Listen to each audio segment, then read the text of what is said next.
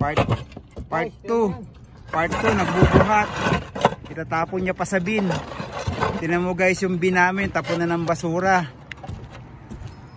Tol, huwag mo matapon lahat yan tol, dalawa lang tol ha. Malayo ang bin. Oh.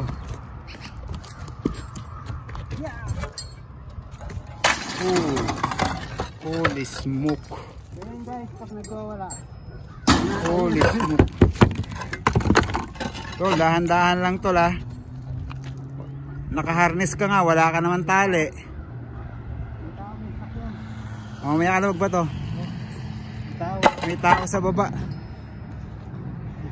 May tao sa baba, nagdi-deliver ng pagkain. Paalisin muna natin guys, makatamaan sa ulo. Standby muna, standby. Standby muna. Pagmasdan nyo muna yung tanawin sa paligid na ginagawa namin. May lake. May lake. So may nangingisda dyan kanina, maraming isda. Nakahuli nga yung nakita ko, nakahuli yung pating eh.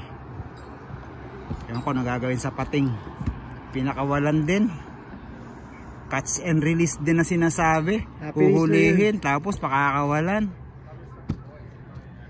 Yan, ganyan sila, gulo lang sila mga gagawin sila.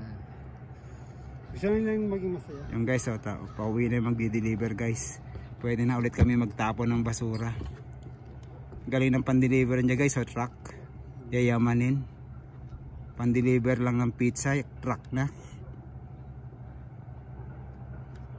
Yayamanin talaga dito guys sa Canada.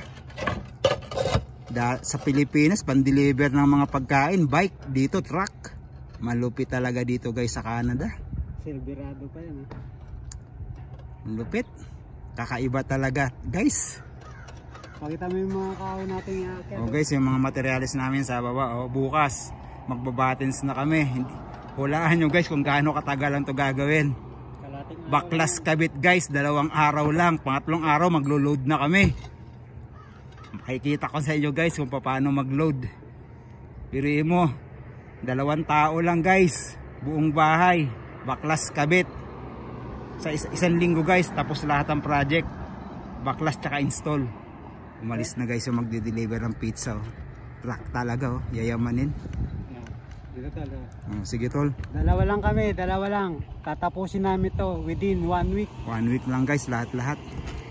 Sige guys, tapon mo na guys. Okay. Tapon ka na ng mag-throw ka na ng basura.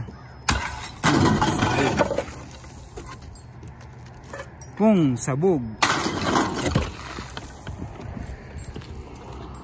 Pung sabog.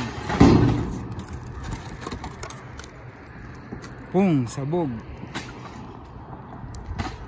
Oh, bye bye guys, next time naman.